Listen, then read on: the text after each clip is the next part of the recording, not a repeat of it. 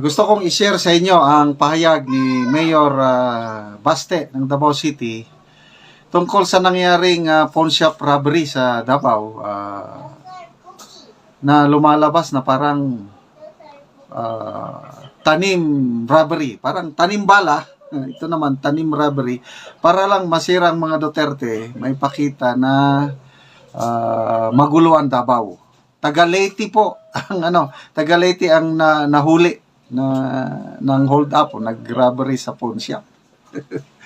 Ito, nakunan ng video yung actual robbery, unbelievable na klaseng robbery. Walang getaway vehicle, as in wala. Very amateur. Hindi ka paniwalang robbery. Parang lumalabas nga, tanim robbery. Okay, ito, pinost ni Kuya Jay. Panoorin, pakinggan natin yung nakasaksi mismo sa robbery.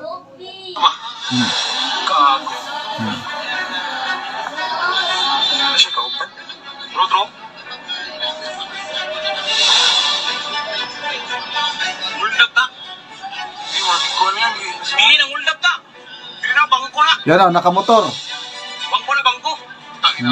May Armalite. Alam, bagay na lang motor oh. Klaro ka diyan ano? Shut na. Uy, pulis to. Bagay na ba? Uban na niya? Ano nagmotor tulo sila kaboko? Yun o, may dalang Armalite o. Sila.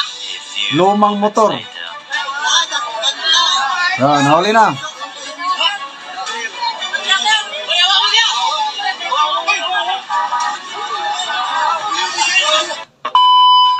Okay, so mga kababayan, si Mayor Basti Duterte ay magsasalita na po, no? Kung ano po sa palagay niya or ito. this particular incident. Ang gusto ko sana, I'd like to sound unbiased when giving out my analysis of this incident. Ang tingin ko, pwede kasi rin talaga na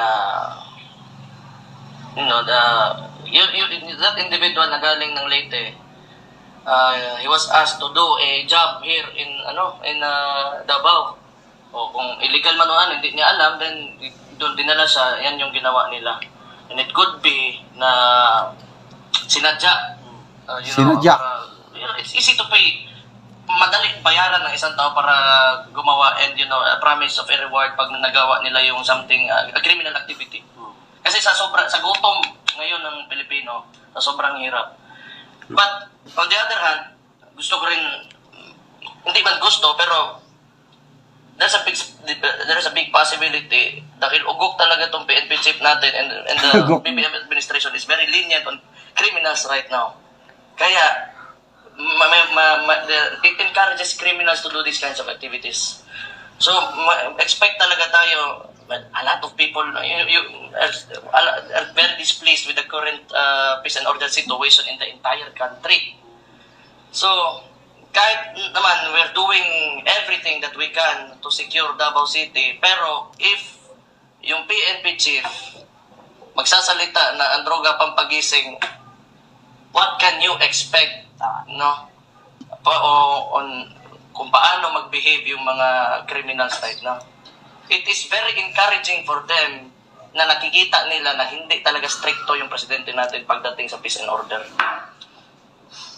So kaya makikita nyo, may maraming pangag talaga sa Facebook. They're like videos na recording themselves and posting it on social media na nagsasabo sila. Tapos pangag na uhuli.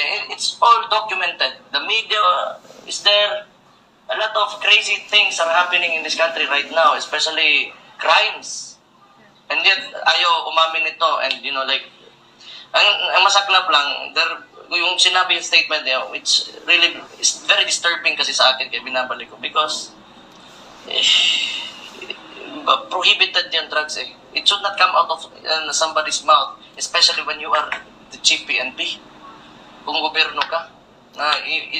Para kasing sinasabi mo, you're tolerating these kinds of activities and everything that, is similar to those illegal and criminality.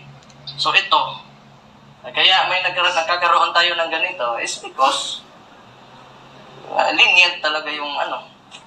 Wala ka mang narinig talaga ang presidente na threatening criminals. Wala talaga. Hindi mo mapigilan yung tao, labi na Pilipino, kasi gutom.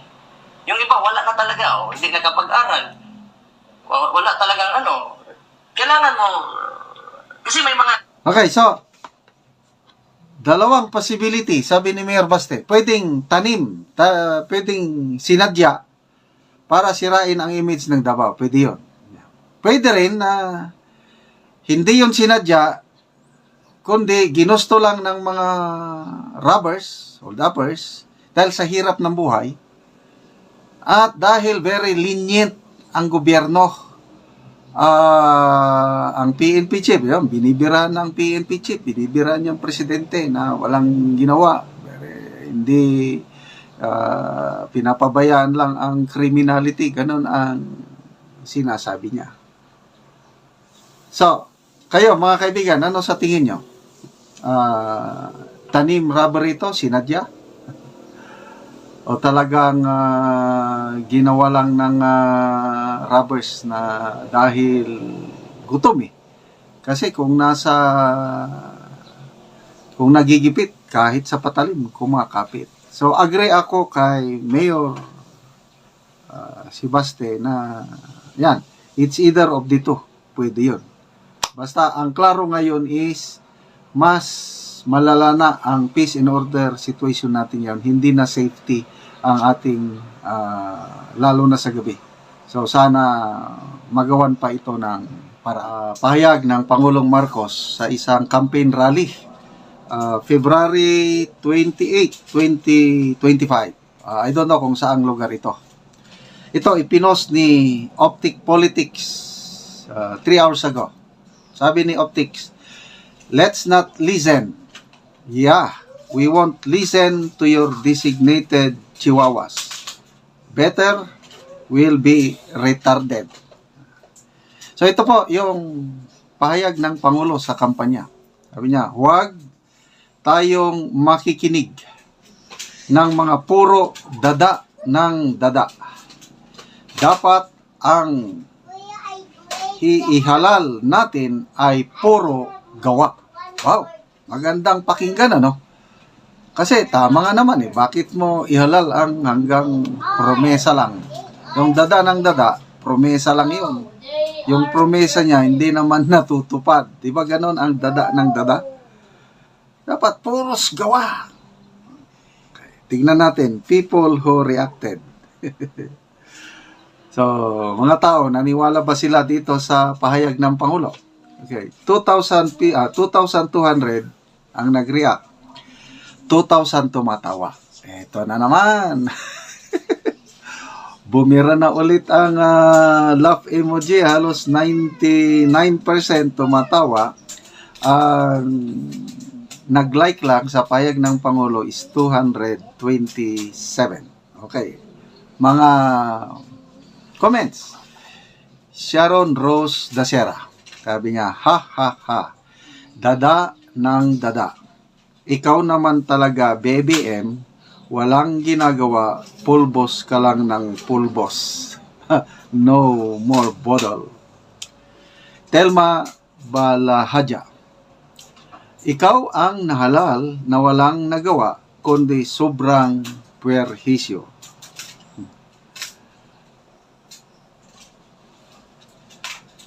Okay. Dito. Eva Guevara. Huwag makinig sa katulad mong dada ng dada. Walang nagagawa, puro pangungurakot lang alam ninyo. Wala kayong awa sa mga Pilipinong lalong naghihikaos. Ito na, Kenneth de la Cruz. Ito ang pinaka-the best nga comment na basa ko. Sinasabihan niya sarili niya, pero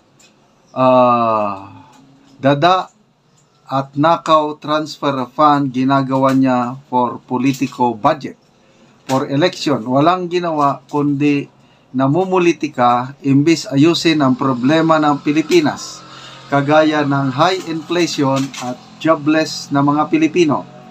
Ngayon, nakaasa sa ayuda, pero di sustain, puros lang ayuda. Okay? Ito, Rebecca Arenas. He is subconsciously telling the people not to vote for people like him. Puro blank, kaya walang nagawa. Subconsciously. Kalang, nagsasalita siya, on his mind, tinutukoy niya ang kampo ng PDP. Yun ang dada ng dada. But, hindi niya alam ang sinasabihin niya yung kanyang team. Kasi, okay, dada ng dada, mga promesa ba na hindi naman 20 pesos per kilo na bigas. Di ba galing sa kanyang bunga? Tinanong siya ng media, papaano na yung 20 pesos per kilo ng bigas? Anong sagot niya? We are going there. Papunta na tayo dyan. Magtatatlong taon na ang kanyang administrasyon. Kumusta ang presyo ng bigas? Napababa na ba? Di ba baliktad? Pataas ng pataas. Ngayon nga, may food security crisis. Kasi yung Executive Order number 62 na pinalabas nila, pinabaan ang tarifa ng imported rice para bababa ang presyo ng bigas, hindi naman bumababa. O, sino yung salita ng salita na wala namang nagawa? Di ba sila? O, ano ba? Yung SONA. I think 2023 SONA ito.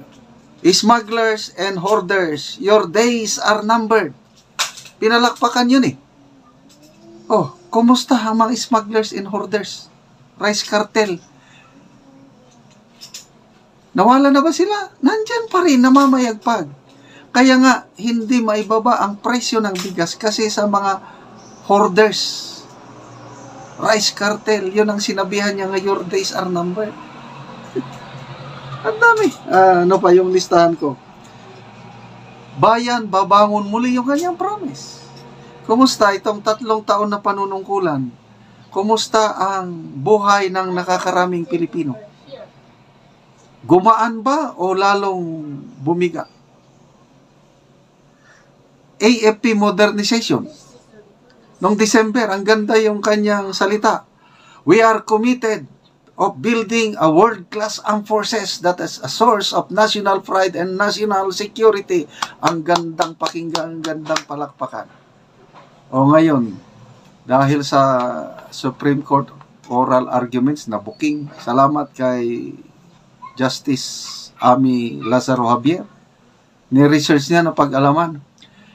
Panahon ni PRRD, kompleto ang AFP modernization 2020. Basta 25 billion, 20 billion, 25 billion, 25 billion, 27 billion, 29 billion for 3 years. Kaya maraming nabiling kagamitan panahon ni PRRD.